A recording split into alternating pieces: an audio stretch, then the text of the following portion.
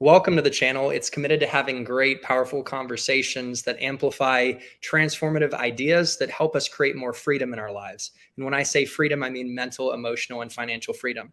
A lot of these conversations on the channel have to do with selling more and living more. So conversations with sales thought leaders and also thought leaders in the space of personal and human development, like Chuck Morrison, who we have today.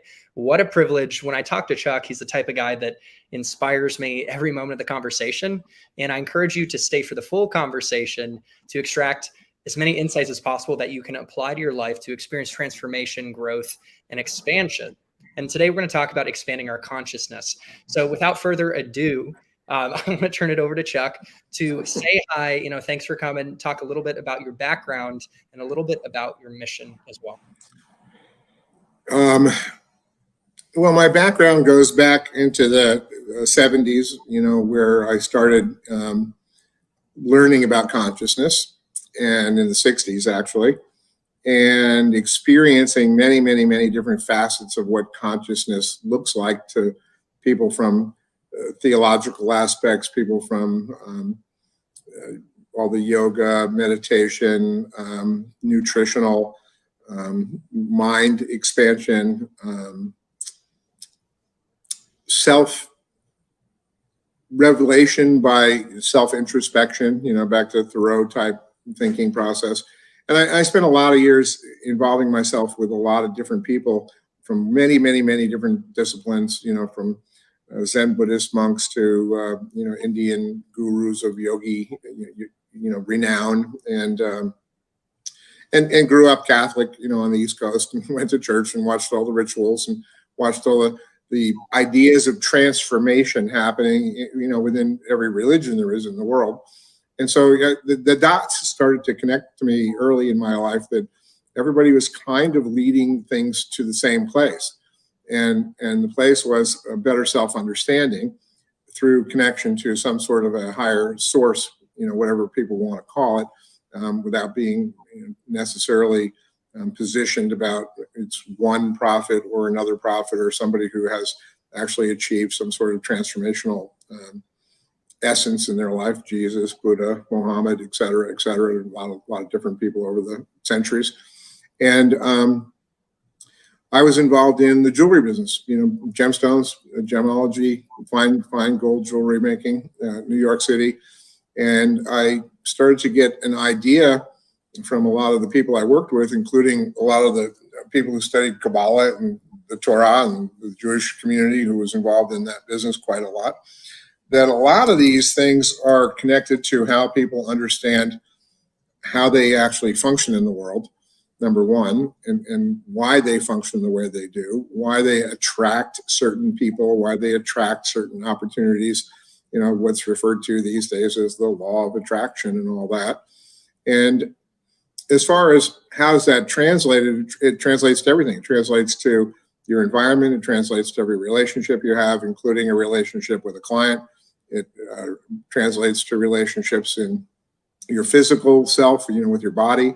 It translates to your relationship with whatever you believe to be a higher source, with your relationship to how do you understand your mind, why does it work the way it works, what's actually happening, put the science in with the mysticism and with the mythology, so to speak, and all the different stories over the years that lead to the same source. They seem to all lead back to the same source, which is that there's a way to understand yourself at a very high level, which would be referred to as, in this context, expanding your awareness or expanding your consciousness to make life easier and more effective and much more influential is not really the word, but it's more of a it is an attraction to things on how you operate in life. And that includes all the difficult things that come on in life. All the people who die, wars, cancer, unfair things that happen, inequality, et cetera, et cetera, et cetera. It takes a lot of work to make sense of all of the things that happen in the world. And when everything's going wonderfully, everybody's happy and content. And when things are not going wonderfully, everybody's has a tendency to go into a victim mentality of, I don't have anything to do with this, which they may or may not have anything to do with it. However, they do have the choice to respond to it very differently than how most people do. And that comes back to understanding how your mind works and what triggers certain reactions that are unconscious and autopilot reactions in every aspect of life, from dealing with a client to being in a relationship to having kids to taking care of yourself, to everything, frankly. So I worked for many years in the jewelry business. I owned and operated a number of stores in Hawaii, in Maui, Hawaii. Did a lot of wholesale work, owned and operated a company in Santa Cruz, California. Worked with a lot of the major retailers in the Bay Area. And as life progressed, I decided I wanted to get out of the business of that because it was very, I don't want to say boring, because I love art and beauty, and jewelry is one way of actually communicating a certain form of essence, whatever art form it is. Mine happened to be jewelry making and gems to people. I think it affects them in different ways as far as how they perceive, their value, their worth, all kinds of different things, And I ended up doing many, many different trainings, many different types of mental training, discipline trainings of how the subconscious mind affects things. And back in the 70s, that bubble blew up and the personal development industry started in real terms, more so than it ever had before, versus Zig Ziglar and Napoleon Hill. The particular company I joined up with for a while, it was the company that was a direct lineage to Napoleon Hill. And all the greats, all the, Jim Rohns and all the people who came out of all those things, the EST trainings, the LifeSpring trainings, the Silva mind control, the insight trainings, context trainings, all over the world, became very much a spear point that transformed into it's de rigueur in business today to do emotional intelligence work or communication work or conflict resolution work or team management or, I mean, the list goes on and on and on. However, without the experiential training, most of the time it's a waste of time, in my opinion. It goes to a certain point, but it's like learning how to cook a meal through a recipe book, but never cooking the meal. So you can learn how to cook the meal perfectly by studying every single ingredient, every single preparation point. But when you actually prepare the meal and cook it yourself and serve it to people, it's a whole nother conversation. It's a whole different story. So I'm a strong proponent of experiential learning. And in the emotional domains, that has been a challenge in business, especially because it makes people vulnerable. And business, as it's been for the last number of centuries, is not a place where people like to get vulnerable because people are highly competitive and take advantage of it quickly.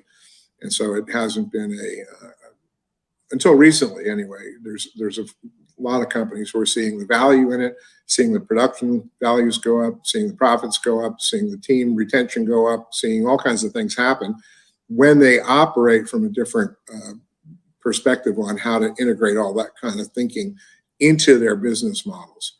So that's what I do today. And I want to work with people who are highly influential around the world. And I've trained over 250,000 people for the past 38 years of my life around the world, in Europe and Asia and Latin America and here in Canada, here in the United States. And it's been obvious that when we actually get in and integrate these systems into metrics, and we actually really stay with it, because it's about practice, and more practice. It's like going to the gym. If you stop practicing, the muscles go away quickly. So once that stuff is in place, we see continual growth, including in times of like COVID and pandemics and inflation and recessions and all that kind of stuff. People pivot much faster and integrate new innovative ways of operation. So my mission is to do what I can to bring those kind of technologies to people in experiential formats, and to do it with ideally, different corporate leaders around the world, different people who have influence, whether that's political influence or financial influence, or through their product line, they have a lot of influence on people's lives, to see if they're open to the idea of working in a, what's again become jargon in most cases, a win-win fashion for a sustainable process where it works out very, very well for everybody, including the people who are producing the product, whatever the product may be. Thank you for that in-depth context on your background and what you're all about. And I'm one of the many, many, many people that you've trained up, and we had some incredible moments, and you spoke some words to me as if you were looking deep into my soul and we had known each other our whole lives. And it clearly you get how human beings work. And so we're going to want to dig into getting into the mind, the subconscious mind, the distinction between the mind and the brain and consciousness, and how to use the brain to expand our consciousness. And we're going to get into experiential learning. And I want to land on the latter, though. Why is experiential learning the only type of learning that matters? And how can we apply it to be successful at just about anything? Well, I wouldn't say it's the only type of learning that matters. I would say it's the most effective and easiest type of learning. And it's cellular, it's somatic, it's mind body. So when you're actually participating in an event, you're learning what's actually occurring because it's actually occurring. If you're just studying an event, it's not quite the same experience, obviously, because you know about it. But if you don't actually have some type of an emotional involvement with it and a physical involvement in most cases, you just know about it. Like you could know about how to ride a bicycle or ride a surfboard by studying all the currents and the wind dynamics and the makeup of the weight ratios and everything possible you could intellectually understand about getting on a surfboard in a wave in Hawaii.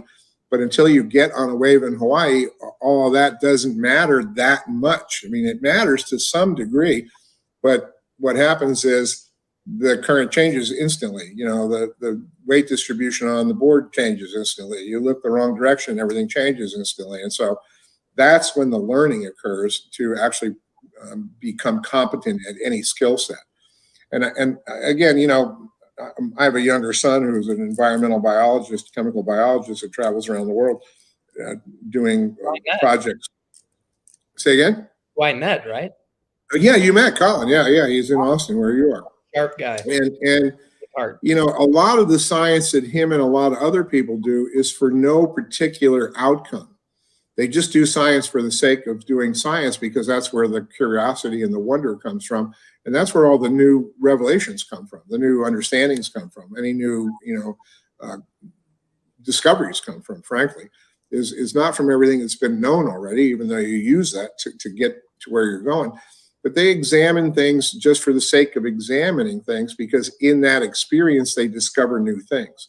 And I think that goes directly in line with what we're talking about, that if we're here to learn, which is what I believe, to learn to become more effective and efficient and to do things in a way that's more beneficial for not just me to survive, because that's the bottom line, Maslow's pyramid. If I can't put a roof over my head and food on the table and survive, then what's the point? There's no point.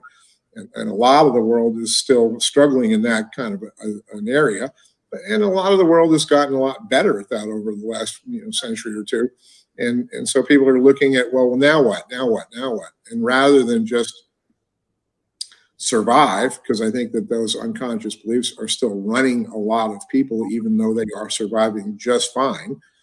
There's another option, which would be to contribute and be of service to other human beings and to take care of yourself in the same process, by not just surviving, but by actually contributing what it is you have as a blessing or a gift or a skill set at a higher level of expansion to people around you, whether that's at home, in a family environment or in a community or in the world. It doesn't make any difference at all. It's all one as far as I'm concerned.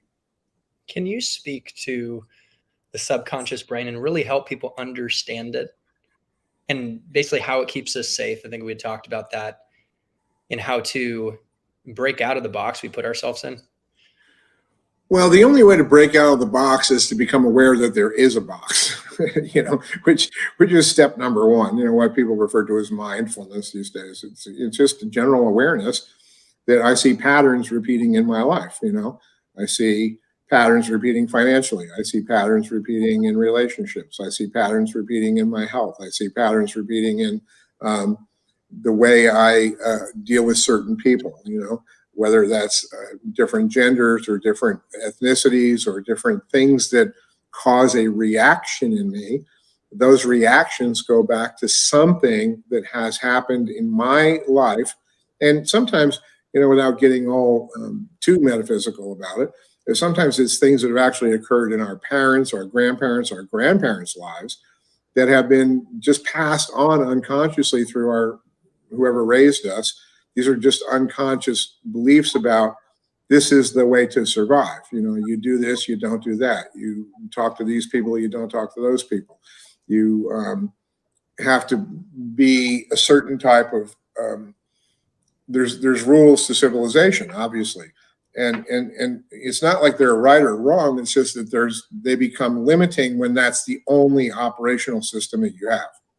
And if somebody comes along and pushes the proverbial button on me because they said something, looked a certain way, had a certain tone of voice, reacted a certain way, and I automatically go into an autopilot reaction, it's generally not to what's even occurring in front of me at the moment. It's a reaction to some belief system that's been triggered where I feel out of control, I feel unsafe, I feel like I'm being rejected or I'm not worthy, or all those things that come up in people's minds that go back to childhood learning. And a lot of the childhood learning, a great deal of it actually, based on all the research and all the stuff that's happening now, is that we experience trauma as kids. Now, what most people describe trauma as is some major event that happened. And that's not true. The trauma could have been simply that dad had to go to work every day, put food on the table. So dad left the house and you were a 3-year-old kid and you wanted to be with your dad, but he left. And so there's a sense of abandonment to a 2-year-old, to a 3-year-old. It's not like, it's not logical. Our brains don't. Important distinction. Sorry to interrupt you, for the audience to get right. It's okay. That's fine. That was a breakthrough for me too when you had shared that in the seminar. Is like, we think it has to be this big thing. Anyways, No. I just wanted to acknowledge that. No. It's individual for every person, obviously, because everyone's raised, if you're the middle child in the family, the only child, the firstborn, the lastborn, whether your parents were there all the time, whether they weren't there all the time, whether you had aunts, uncles, grandparents, nannies, neighbors, school teachers, the kids next door, the kids in the neighborhood, whether you played, sports or didn't play sports, or whether you played an instrument in the band, like all of those things are survival mechanisms that we learn early on in life, that I can survive if I do this in this particular, what's referred to as tribes these days. And it goes back to tribes back in the, centuries past. It's the same thing happening. And it's very viscerally unconscious. And it's good. It causes people to survive. There's no question about it. And many of the belief systems we have, like, for example, I'm not worthy, cause people, or I'm it's not good enough, cause people to become highly skilled at doing things. Highly skilled, because they're always proving that belief system wrong by getting better and better and better and better and better and better and better. Life. Yeah. And then all of a sudden they look back and now they're the chief of something, and they're looked at as amongst their peers as the best in the world, but they have no family life, and they wish they were closer in their relationships because all they did was spend their entire lives being good at a skill set, which is fine. Nothing wrong with that. However, there's always a price to pay for that too. And so at some level, it diminishes the fullness of experience that human being can have, unless they understand that there's a way to create balance and still be exceptionally good at what you do. But there's a lot more to life, because life changes all the time. As we age, as we grow, life changes all the time. It's always changing. So it doesn't serve us in the end run to just always be running from an unconscious belief that says, I have to be the best, or I have to be loved, because I don't, and I have to be accepted because, I'm so worried that somebody might not accept me or love me or reject me or all that stuff. When in fact, I was feeling rejected or unloved or abandoned or not good enough at some point unconsciously when I was a kid. But now, as an adult, when I notice that feeling coming up, if I don't engage in some sort of experiential work where that can be interrupted and redirected, because the brain functions in neural pathways. There's over 1 billion neurons, trillions of neural pathways. They're coded by a substance called myelin, which basically is the same as rubber around an electrical cable, because the brain is an electrical chemical mechanism in our physiological system, and it dictates everything we're doing through these chemical and electrical cues, things that are triggered all the time for us to move our hands, eat food, digest. Most of it's unconscious, and see things, hear things, all of it. So the myelin stops producing, as far as I can. All the research shows that I've discovered working with all the medical professionals, neuro people, around 20, 21 years of age, when the brain is actually fully conscious in most human beings. It's not even conscious till you're in your 20s. Wow. For most people, it's 0 to 6. There's about close to 80 to 90% of the hardwiring is already in place. And the myelin goes and coats those pathways to make sure that the individual survives.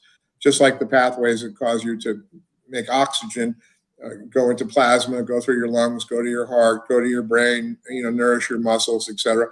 These are billions of neural pathways, that are firing all the time, that are completely unconscious until there's pain. Then they become conscious, right? Same thing happens emotionally for people. When there's pain, we become conscious of it. Then we start to pay attention and go, wait, what's happening here? How do I fix this?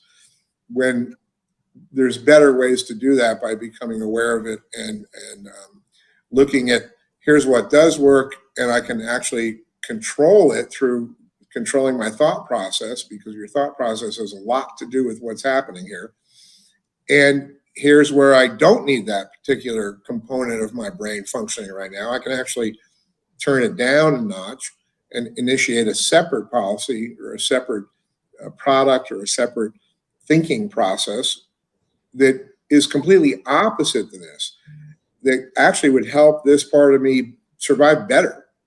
And these are more psychological issues that get into deep psychology about how the brain works. But it boils down to how we think, like the thought processes we have that are initiated most of the time by emotional states.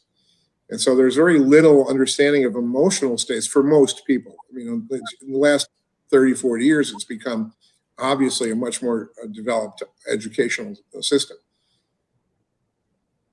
So some people build their empire on a pile of crap, like a story like I'm not good enough. Right. And so how do you take responsibility for that story and put it in the past? Well, you don't. The past has already occurred. There's no reason to put it in the past. It's a matter of recognizing, if that's what you want, great. No harm, no foul. If that's what you want, is to create an empire, my question to somebody like that has always been, what's the point of the empire? What's the empire doing? Like, how are you contributing to the rest of the planet if you have this empire? Are you just buying more, fancy cars to store in a warehouse someplace? That's nice. It's a great hobby. I like nice things too. But maybe there's something more productive you could do with what your empire is producing. How are you treating the people that work for you in your empire? How are you serving them in some way, shape, or form to make their lives better? And like I said, the progress has been made in so many different areas with so many different companies that it's really encouraging these days. That many people are examining these things at a much, much, much deeper level than they ever have before. It reminds me of the concept of a win-win, which you alluded to earlier. Mm-hmm. I know that is alluded to, or not alluded to, it's mentioned directly as a habit in 7 Habits of Highly Effective People, another great book. Yep. What is win-win concept mean to you? What does it look like?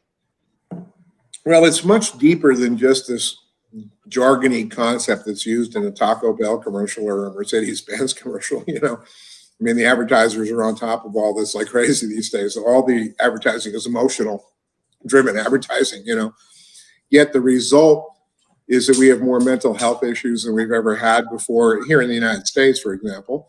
And everybody wants to blame COVID for it, but that's not the issue. I mean, it certainly didn't help things, that's for sure. Win-win is where people are actually in a collaborative mode that goes to a high sustainability level for both parties or for all parties concerned. So that it's talked out, it's worked out, it's resolved, it is innovated, it's creative, it's almost playful actually, where people find a place to go, okay, this is what you want, this is what I want, here's why I want this, here's why you want that, and how does it serve other people? Like, how does, see, I always take things to a different space than just it's about me all the time. I always go to, how does me spending time with you today serve other people?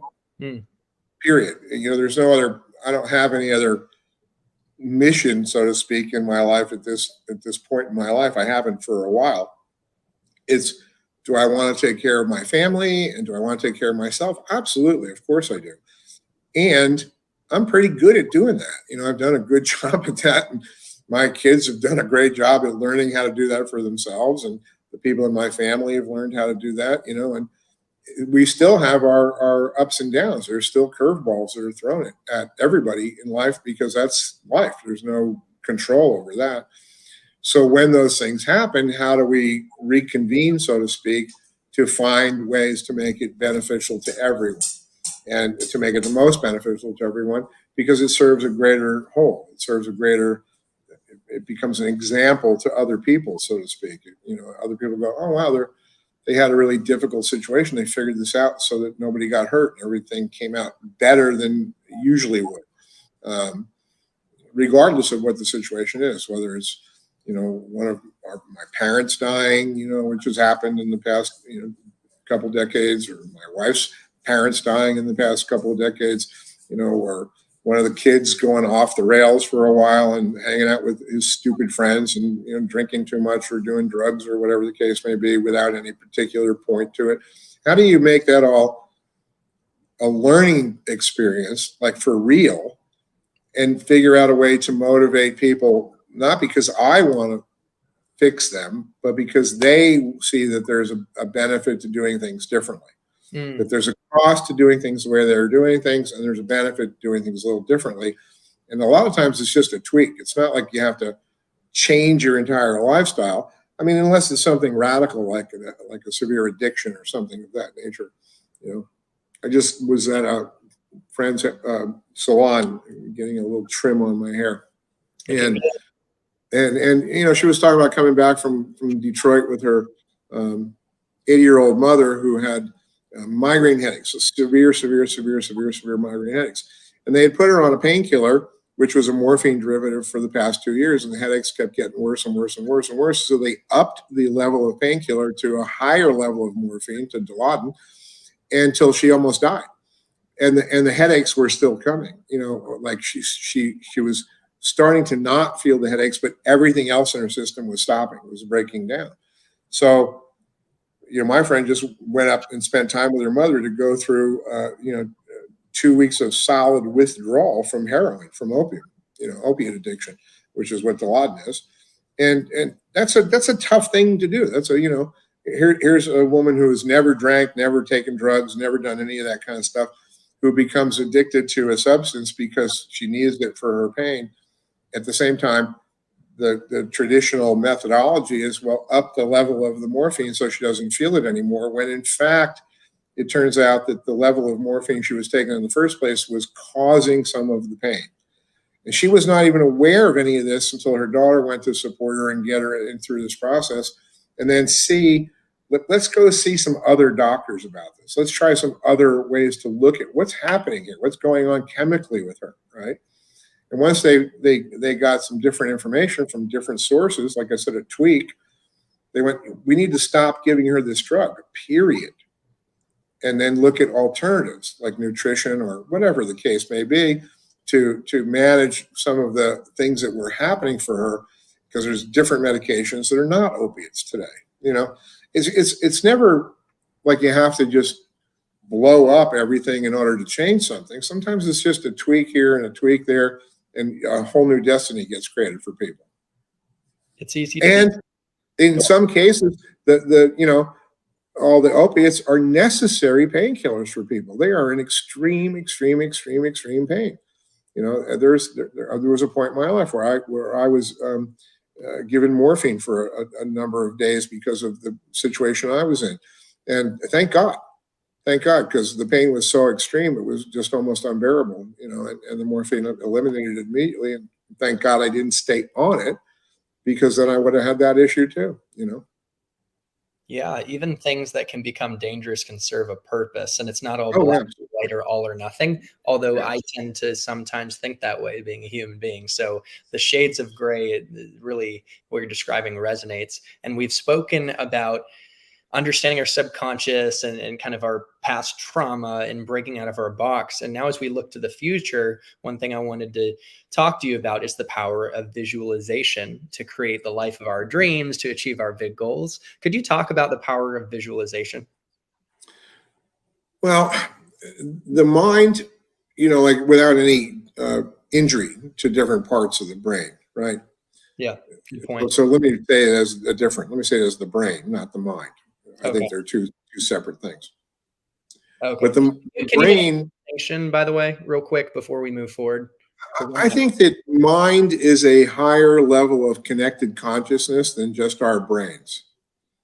I think our brains are like my hands. You know, they're appendages I have in my physiological system to use to perform as a human being. I think mind comes into play with transformational, transcendental experiences that people have all over the world and have had since time immemorial. That there's something else happening other than, you know, my MasterCard bill this month and what I'm going to have for dinner. You know, but not everybody is conscious about that. I think everybody experiences that because I think when we were born, we were in that experience. So every human being that was born was in this state of grace, so to speak, of being connected to something much bigger and much more mysterious and much more infinite than just me, Chuck Morrison, human being, male, et cetera, et cetera, et cetera. I just, that's what my belief is. I think all of nature is connected. All the atomic structures are connected. I think we're connected, like there's evidence about this all over the place these days because we're getting better and better and better at collecting the evidence that every single thing is connected to some other atomic structure. There is not a separation, so to speak. And then there's this mysterious space between the spaces that nobody knows what it is, you know. And if there's some sort of functionality between everything, this space between the spaces that they can examine in quantum, mechanics and quantum physics and all that, it has to have some context to it. So for want of a better word, I would call that mind. There's some other level of awareness that is way beyond a human being's basic awareness on day-to-day life. And our brains are designed to actually become aware of that because I think that's part of who we are. It's not like separate from us. It's actually part of who we are. I think that we are consciousness actually becoming aware of itself, you know, in this particular form on planet Earth, doing what we do every day. But I think there's probably a lot more going on than I'm aware of. That's for sure. Exactly, but it's that intention of growing and learning and expanding. So we are conscious becoming aware of itself.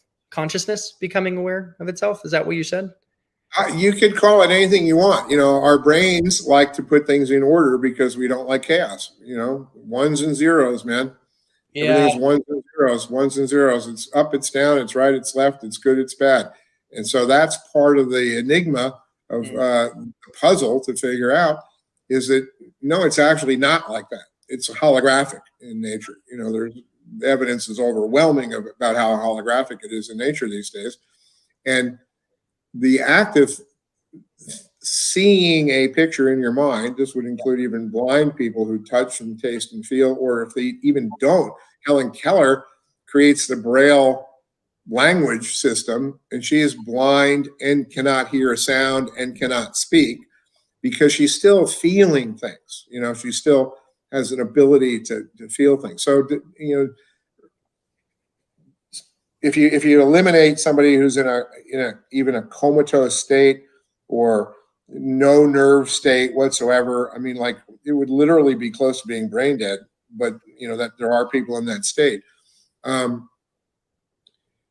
As long as there's any kind of input coming into the brain, if you're able to function and you can see a picture in your brain, the evidence seems to point to, if I say don't see a apple in my hand, everybody who's listening just saw an apple in their hand. What color is up to them? If I say don't see a lemon in my hand now, they just saw a lemon in their hand to whatever understanding they have about what a lemon is. And if I say, okay, now bite into it, there's like a slight visceral reaction to the taste of the lemon, because our brain sees things and then reacts to them all the time. That's the brain's job, is to protect us and to keep us alive and react to things. So in the martial arts, my older son and I both have studied Aikido for many, many years. You hear it all the time. You hear it in every martial arts form. Mind moves, body follows. Mind moves, body follows. Mind moves, body follows. So when people examine this, when we work with high level professionals, like super high performance teams, jet pilots, special forces teams, race car drivers, motorcycle racers, they're very, very clear about this, that the minute they're seeing something, their body's moving in that direction. And they practice all the time at seeing the outcomes they want to see versus what may actually even be happening, because it happens split second by split second. I've coached people from Olympic gold medalists on, and we don't see ourselves. See, this is part of the enigma, part of the mystery again. We think we see ourselves because I know me better than anybody knows me, of course, but I don't see myself. That's why people use videotape. That's why people have really high level performance teams around them and coaches all the time that are trusted sources, because there's no BS. No, you're moving left by a quarter of an inch and you don't think you are. And that's why you can't hit the ball where you want to hit the ball. You're not even seeing how you move a quarter inch left. We can show it on video. You can show it on video. But if I tie a rope around your leg or a shoelace around your leg, next time you move that way and you trip and fall flat on your face, now that's experiential learning. Do that 4 times and you're going to stop doing it, because you can see the outcome if you actually don't do it and you approach the action in a different form. It's why when you work with people who are professional skiers or snowboarders, or, like I said, high speed kind of people, they look for the open space, look for the open space, look for the open space, look for the open space. If something happens in front of them that's dangerous, their vision is always out beyond the danger point. If there's a motorcycle crash, the trained professional is looking for, where's the open space to get to so I can survive this crash, versus there's a crash, because the minute my eyes go to the crash, the motorcycle or the car or the jet goes into the crash. It happens split second, because the mind moves and the body just automatically starts to follow in that process, unless there's extremely practiced disciplines. So I'm a strong advocate of extreme practice and extreme disciplines. What does that mean? Are you saying, I'm going to make an assumption, jump to a conclusion, that you practice visualization every day where you're giving yourselves images of where you want to be and feeling it? Is that what you're talking about when it comes to extreme practice, or like literally doing, like swinging the baseball bat, shooting the jump shots? Like what does that look like? It's the same thing. They're both involved. It depends on what you want to do. I think it's there's an old expression that when a child learns to put shoes on, the child really doesn't want to wear shoes. Like, I don't like shoes. Why do I have to wear shoes? Bare feet's much better, right? Unless there's some extenuating circumstances on the ground that hurt the child's foot, right? So, in Hawaii would be a great example. Kid doesn't want to wear shoes. Parents are going, no, you have to wear shoes. You have to wear slippers. You have to wear shoes. You have to wear shoes. And then you have to learn how to tie the shoes. And so the first concept is that I need shoes sometimes if I'm going to walk on uneven or dangerous terrain. Okay. My feet don't hurt. The shoes make sense. And then I have to tie the shoes. Well, I don't know how to tie shoes. So somebody has to tie my shoes for me. Then I learn how to tie my shoes by practicing it repetitively over and over and over and over and over again until all of a sudden I know how to tie my shoes. A couple of years goes by. I don't have to think about how to tie my shoes. I just tie my shoes. It becomes unconscious competent. The little quadrants that have been named are, unconscious, incompetent. People are unconscious about how to have a really healthy, good, happy relationship or build a business that makes a lot of profit. And then they become conscious, but they're still incompetent unless they start to practice. And then when they start to practice, they become conscious and they become competent. This is where most people stop. Like, I'm aware of what I'm doing now and I'm competent at it, so it's successful. When you get to a certain practice, whatever it is you're practicing, if you do it enough and you see the results, like you can feel what's happening enough, there's costs, there's rewards, there's consequences, there's payoffs, there's benefits. Once people understand that and they're feeling it, it's material, it's in the body, then they start to make some changes. And so visualizing the outcomes for the day, visualizing arriving at a place on time, or visualizing getting green lights and finding a parking spot. I mean, these are easy things for people to visualize. Most of the time, they don't make the distinctions, though, which is what Napoleon Hill taught, which I think is one of the most important pieces of information ever in the world, is that if I say I don't want to be broke tomorrow because I'm broke, you're giving instructions to your brain to do something to keep you broke. You will take actions that continue that pattern to continue to not make money or to spend money you don't have. If you say, I don't want to be sick, you're giving your brain instructions to be sick. I don't want to stop at the 7-Eleven and buy ice cream tonight because I want to lose weight. You've already given your brain the instruction to go get ice cream. So the visual practices that we teach in our trainings is called screen of the mind, which is what Hill figured out that all these 506 of the most successful people in the world were doing. They didn't have a name for it. They just did it. They made distinctions between what they didn't want and what they did want by seeing both pictures, but by seeing them in different frames, literally like a picture frame. This is what I don't want, or this is the way the situation is right now with a dark frame, and then actually practicing enough to see it in the light, bright frame, and not negating this, because this is real. I am afraid of this. I do worry about this, but I'm going to see it, see what I'm worried about, see the project the way it is right now, see the profits, and then be okay with it. That's what is. That's what I'm worried about. But I don't want to create more of that. I want to create it happening differently. So now I'm going to switch and reframe it, which is referred to in NLP and a lot of other different disciplines these days as reframing. But I want to visually see it in a different frame. The frames have to be different. This is the outcome I want. This is the outcome I want. Because if it's just seeing a picture based on what you don't want, you're still actually seeing the picture of what you don't want happening. It's very subtle, actually. This nugget is worth the price of admission for this whole yeah. That's an incredible distinction. Yeah. And so you're saying isolate what you don't want, maybe the way it is, this sucks, but accept it and create a frame, and then create a frame for what you do want and visualize that. Are you saying literally it doesn't matter what it looks like, but whatever we paint in our mind as being a frame, we box it off, or it's dark? Yeah, the frame has distinctions to it. So your brain understands this is the way something is, this is what I'm worried about, this is what I'm afraid of happening. And so it's real, it's a real thing. However, now I want to refocus. So I just tied my shoes, but I tied them in a knot instead of a bow. So now it's really difficult to undo the knot. I can't get my shoe off because I tied a knot. I wasn't supposed to tie a knot. Well, I was doing the thing with my hands and I was moving the strings the way I was supposed to, but I was worried about not doing it correctly. So what happens? You do it incorrectly. Same process. Can you speak to that study that we had discussed in a past conversation of professional basketball players using visualization and the results that basically happened and its Now, implications? this was years and years and years ago, but everybody in professional sports uses these visualizations today. I mean, everybody does.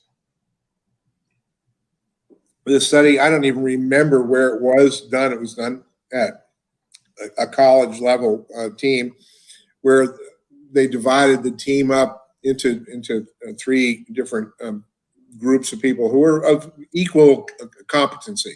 It wasn't just superstars in one group. It was equal competency spread throughout the three groups. One group did foul shots all day long. Well, not all day long, but they practiced however long they practiced doing foul shots. And they looked at their hit improvement over a period of 2 months. And so they improved slightly by everybody practicing together and just doing foul shots. So they practiced that very consistently. So there was a percentage point of improvement. They had people who were just going to practice and they'd take foul shots occasionally, but they didn't do it as a group. They didn't do it as a focused thing. And their foul shots did not improve much at all from their hit accuracy ratios. And then they had people who were visualizing foul shots and hitting the foul shots and going to do foul shots, not as a group, not as a team, but as individuals. And their hit accuracy ratios went up by almost 20 or 30% more than everybody else's. So once that information started coming out back in the 50s and 60s and 70s, that this worked, pretty much every major athlete in the world practices visualization these days. I watched back a long time ago, I got to meet Greg Louganis, and when I watched him hit his head on the diving board, he got back up and he took some serious stitches in his head, but it wasn't a traumatic injury. And even though he took stitches because it was a scalp wound, it was a cut on his head when he hit it, he got back into the race and got back into the diving competition and went back in, and for the first time in all of history scored a perfect 10-10-10-10-10 dive like that. He just nailed it. And he did that by the fact that he always listened to music before any diving tournament, and he visualized every dive. He visualized every dive being perfect, being perfect, being perfect, being perfect, being perfect, being perfect. And it doesn't always work. It's not like it's like a magic fairy dust. On the dive that he hit his head, obviously he was off by a fraction of an inch somewhere in the way he performed the dive or the jump, and he hit his head. But because of the fact that he was so practiced at this, he went back, got some stitches, put his cap back on, relaxed, got back into a centered space, visualized the perfect dive, went back on. I think it was about an hour and a half later, because they timed it out to see if he was going to recover okay or not, whether he was medically sound to do the dive. And it was the very first time in history anybody had done a perfect 10 dive. Like nobody ever done 10, 10, 10, 10, 10. And they were really clear it wasn't because they felt sorry for him and it was a good story and, oh my God, he came back. No, they were strict about it. It was a 10, 10, 10, 10, 10 dive. And his partner, I got to know in one of our seminars for a while. And he said, yeah, that's exactly what happened. Because I was watching it when it happened. I went, that's what that guy's doing. I can see it happening right in front of me. It's why you see that most athletes will take some time to themselves before they go perform. Wow. To go from injuring yourself and a huge failure to a perfect dive. Yeah, the best dive in history at that point. Yeah. Talk about the ability to let go of the past and also not give in to fear, because he literally got physically injured. I would think the subconscious brain that wants to protect us would be firing like crazy. Like, oh no, like careful, or being embarrassed. That's incredible to show up. That's the unconscious competent part. Like he was so well practiced at it that it was easy for him to jump back into that. And he probably go ahead. Sorry. We've worked with the Thunderbirds team out at Nellis Air Force Base here. The Blue Angels do it in the Navy. People, high performance people, they'll go into their practice room and sit down and close their eyes and relax. And the commander of the show, every single show they do, every single day, every single show, and call out every single move that's going to be made at, 200, 300, 400 miles an hour in some cases, 200, 300 miles an hour for sure, and above. And I mean, these guys are 18 inches apart from each other. It's like there's no room for error. You just can't make an error. Otherwise, a lot of people are going to die. They're in the air show. So they go in and do the whole show. They call out every command, and they visualize every move every single time before they go on the tarmac. Wow. So Then they come back in afterwards and they debrief the entire thing and say, could have anything been better? Was there anything off in any way, shape, or form today that we noticed or we felt that we can do better tomorrow? I mean, it's just a state of constant practice, and they visualize every single component of it every single day that they do it. So that's what extreme practice looks like. Yeah. That's our visualization illustrated very clearly. I know we have about 10 minutes or less left, and I want to fire some questions at you. If you're okay. Let me just throw in this piece. It's why meditation practices, regardless of what they look like, are so important to people. It doesn't have to be you have to sit down and stare at a candle or have a mantra or, be perfectly quiet, but quiet does help. It's about, not necessarily going to nothing happening in your brain. Like, what do you want to have happen in your brain? There's many, many, many different types of meditational practices. But that is one of them, is to actually see your day unfolding the way you want and see yourself accomplishing what you want to accomplish at the end of the day, every day. I didn't realize that visualizing the day and the outcomes could be meditation. I like that. Yeah. And a lot of people might like that it's active. Some people get bored. I talk to people who want to fall asleep. Mm-hmm.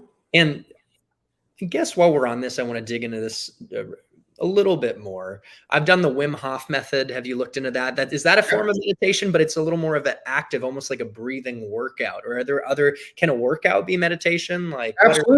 Absolutely. Brushing your teeth can be a meditation. Taking a shower can be a meditation. Having your morning tea or coffee can be a meditation. I mean, Wim Hof is, based on a lot of, there's extreme physical discomfort that you have to overcome because of the water, because of the temperature of the water. But I mean, Special Forces have been using those kind of trainings for years and years and years. And the Nordic and Swedish people have been using those kind of trainings for generations. It's not anything new. It's a matter of practicing to the point where you can actually withstand and control your body temperature at some core level so that your body's not going into hypothermia, in below freezing water. And that's a practice. That's an extreme practice. That's not for everybody. So there's many different ways to do it, Chris. Many, many, many different ways to do it. I'm glad we dove into that topic because it's such a buzzword, but it's interesting and helpful to know that there's many flavors, and that's encouraging to people. They can find the right fit for them, something that feels authentic and, helps them feel great. So a rapid fire now, a couple more questions. Yeah, go ahead. I know we can't talk forever, right? You probably got things to do, but when we're facing fear and anxiety, which is very human, how do we deal with that and still show up confidently in life? In these peak moments, maybe you're giving a speech or you're in a performance in an athletic situation, or you're about to give a big presentation or do a big negotiation for a deal. How do you still show up confidently and deal with anxiety and fear? The same thing is to recognize the anxiety is there and just feel it for a minute. And then breathing is always a major key as far as I'm concerned. Like, I'm feeling anxious. Okay, what am I anxious about? I'm anxious that I'm going to fail. I'm anxious that they're not going to like what I'm going to say. I'm anxious that I might get booed off the stage. I'm anxious that, what I'm going to do is not good enough. So let me feel that for a minute. Let me actually stop and feel that. Okay, that's what that feels like. Okay, so that's what I'm feeling, experiential. And now let me take a deep, deep breath. And breathing technologies have been around forever, and they're becoming, again, very, very popular. They work.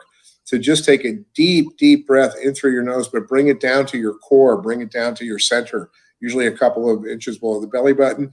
Tap down there so your mind comes down. And then actually do something. Pick up a pen. It interrupts the emotional state. It instantly interrupts the emotional state. The emotional state can't last for more than 30, 60 seconds unless you keep repeating it over and over and over again. That's just like feeding the dragon. If you breathe, center, move, it's interrupted. If it happens again, you feel it, you breathe, center, move. It happens again, you Wow. recognize it, feel it, breathe, center, move. I mean, that's what I coach people in a whole lot of different disciplines all the time. Wow. I don't know if I've heard that before, but I've heard accepting it, but then the concept of interrupting it with breathing. And then if it comes back, you can interrupt it again with breathing and center yourself. You're basically avoiding that, like a feedback loop from hell where you lump on more anxiety and negative emotions. So it's like you're cutting the oxygen supply out of that anxiety flame. So Well, yeah, yes. The good news, bad news about that is that some people have shut down their feeling bodies and their emotional bodies to such a high level that they actually would rather feel something versus nothing. So they get addicted to the negative emotional states. And that happens quite frequently to a lot of people. I've been victim to that myself in my life. getting addicted to negative emotional states. Because it's a feeling. It's why people go and watch horror movies and, super violent movies. And, they call it escapism. But if you're going to watch, Saw 17, watching people get chopped up in pieces, like, what's the benefit of that? The benefit is that it causes your emotional body to feel something. That's why sports and entertainment it's the biggest money-making industries in the world, because people who aren't used to feeling things because they've shut themselves down from normal everyday life and feeling for various reasons, usually protective states, security states, survival states. They need to feel something, so they go into those kind of domains to get some kind of feeling. Something's better than nothing. If you've stopped feeling, how do you open yourself up again? Well, that takes some therapy and some work and some want to do that. You want to be able to do. It's like telling somebody who's an alcoholic to stop drinking. Unless they want to stop drinking, or telling a drug addict to stop using drugs. Unless they see the need to do it or they want to do it, it's just not going to happen. They have to recognize that there's cost benefit ratio. I think I have 3 more questions for you. Sure, go ahead. To be a leader of self, because we had talked about that concept. I was exposed to it in the seminar you led, and it seems pretty powerful. What is that concept all about? Well, that's a day-long conversation. However, what I'll say is that what most people hear when they hear the word responsible, they hear, as we jokingly refer to it, as the law firm of shame, blame, burden, and guilt. We're not talking about that kind of responsibility. It's nobody's fault. Responsibility is being able to respond to whatever's happening around me at any given point in time, which means I have to take responsibility for my thinking process, which in turn controls my emotional states, which in turn control my actions. So it's just a simple, cascade of events that occurs, that if I react to something, feel something, notice something, something's happening, that I think a thought, it triggers more chemical, electrical states. They become emotional states. They become reactive, physical, physiological states. And somebody who is a leader of self in my world is someone who has taken responsibility for their own thinking process. You put that really well, and I love the succinctness of it. If someone gets that concept, that's, again, worth the price of admission. So I'm glad I asked it. 2 more questions. Again, sure. This is a day-long conversation or more, but yeah. Listen, this is a lifelong conversation. That's what it is, my friend. And that's what's so good. We keep expanding, but how do you create wealth? And I'm looking again for your philosophical answer based on all of your experience. It sounds extremely cliche, but the way to create wealth is to be non-attached to it. Just bring your gift, whatever your gift is, to the world. Find someplace, find a need and fill it. Figure out what your purpose, what your gift is, what your skill set is, what your blessing is, whatever people want to call it. Everybody has something unique to them. They really do. And find a need and fill that need, and you will have plenty. Beautiful. And I would say the second to last question, I lied, is how do you create great relationships? Well, that's the trickiest one of all. And the answer is very simple sounding, but it's also a lifelong process. you have to have the best relationship possible with yourself. Otherwise, there's no hope in creating it with other people. Everybody's always looking for other people to create the best relationship with. And if they don't have a good one with themselves, it's just never going to work out. You're always going to find people who mirror all of your different codependencies and all your triggers, and trigger all your different things. And so relationships take a lot of work, but unless the individuals are creating the best relationship they can with themselves at a deep level, and then they choose to be interdependent with each other, and they choose to play together and collaborate, and there's respect and honesty and responsibility and integrity, then it's not going to happen, generally speaking. I mean, you'll have a relationship, but it's not going to be the best. Well, in our seminar, I think I heard you say something profound to want to add on top. Instead of chasing love, why don't we focus on removing the barriers to receiving it? So I promise this, at least there's one more question, but can you expand on that thought? Well, that comes from a belief that there is a higher source of consciousness that obviously, to me, is very loving and beautiful, because all I have to do is look out the window and see the sun and the clouds and the trees and the beautiful plants and my 17-year-old Labrador retriever who's wandering by, wagging her tail. I heard it. That it's a miracle. Everything's a miracle. And so love is present all the time. And it's just a matter of paying attention to it, and is there a war happening right now? Yes. And is there issues in the world? Yes. And is it easy to see in some cases? No, it's not. And so to be, again, cliche-y, take every moment to be grateful and to accept what's happening without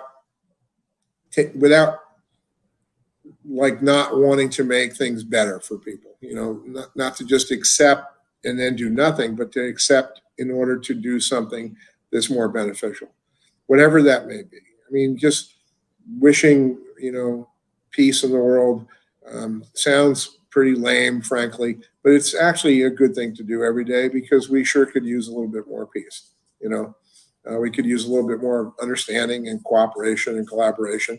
We've been operating on a competitive us versus them system since tribes first started. And the planet's 8 billion peoples and resources are not tight, but being allocated in a very us versus them kind of manner these days. And there's better solutions. There's better ways to do it. But people have to see why they want to do it that way before anything will change. So all I can do is work on me. You work on you. Everybody listening, work on yourself. Be grateful. Be kind. Be gentle with yourself. One of my dear, dear friends says, carry around a pocket full of grace. So every time you do something that you go, oh, God, that was so stupid of me. Wait, I think I'll have take a little pocket full of grace on that one, Yeah. Or anytime you fail at something, go, hey, you know what? Yeah, okay, let me take a little grace out of my pocket. Let me keep that pocket full of grace handy all the time. And just be forgiving and kind and gentle and loving. And it just feels better, It's a better, healthier operational system. Amen. Well, we went out with a bang, and I could use a pocket full of grace from this past Memorial Day weekend. Half joking, half not. I'm very grateful for your time and you sharing the insights that you have shared. And I said I had a final question, and it's really more oriented towards the future of what you're looking forward to. And if there's any call to action, maybe not, of people connecting with you, or if they some of your work that people could check out. Again, if not a problem. But if you kind of speak to the I'm actually at a place in my life where I want to work with bigger entities or people that influence bigger entities, meaning corporate level, high level. And I've done that many times in my life already. But people who have access to influencing millions of people, and that could be anybody, frankly, because you never know. I mean, I don't limit possibilities. I've seen amazing things happen. Where there's entities in the world that are highly, highly, highly powerful entities, and it's very easy to be corrupted by power, like extremely easy, whether it's money or just power for the sake of power. And I think that a lot of the entities in the world today could use a little dose of sustainability at a very high level of higher awareness and higher consciousness. And I'm looking to work with a couple of really exclusive clients like that these days, and a few executive coaching clients. I only work with a few people at a time. And then if I do any seminars, it'll be at the name of my company is Quantum Leap Leadership, and it's QL2 Inc. at QL2Inc.com. So, and that website is not my primary way of getting business. I am not a social media, Instagram, TikTok person. A lot of my friends are. You're not a TikTok. I do referral business most of the time, and I do word of mouth business, and it's kind of a I need to expand on that dramatically. I'm working with an agent who specializes in that type of business worldwide. He's a very, very high level guy. And so I'm working at my own expansion to fine tune this down to a sniper shot on what it is that I want, and how I want my legacy to end, because I've already created a great legacy, but I want to go out with a bigger legacy than what I've created. So I'd like to get involved with a few people who are highly influential in some area that really know people who have the ability to, and more than the ability, that they want to make change at a very high level in the world right now. And anything I can do that is of service, I will be happy to do. So here's to your continued expansion. I know you had a recent birthday. It's like your personal new year. Happy birthday, happy belated. And yeah, thank you. Thank you for the time. I'll link your website just so the audience can check it out. And to the audience, if you got value out of this video and found it insightful and helpful, which I'm sure you did, make sure to give the like button a love tap, because the YouTube algorithm loves that too. And it'll show this video people who would benefit from the message. It's such a cheesy line. It's such a cheesy line. No, it's true though. It's true. Like button a love tap, but that's my line, guys. Listen, social media is a blessing and a curse like everything else. It has unbelievable potential for good, and it has a lot of disruptive qualities to it for a lot of reasons too. And this is an example of good. I'm committed to amplifying these ideas and your impact, Chuck, and the impact of this channel. And of course, guys, if you haven't already, make sure to subscribe to the channel for weekly sales and personal growth hacks that you can chew on like snacks. Happy selling, of course, and happy living. Chuck, thank you so much. Love you. Thanks a lot, Chris. Appreciate you. And have fun, everybody. Have a great week. Cheers. Love y'all. All right. Cheers. See ya.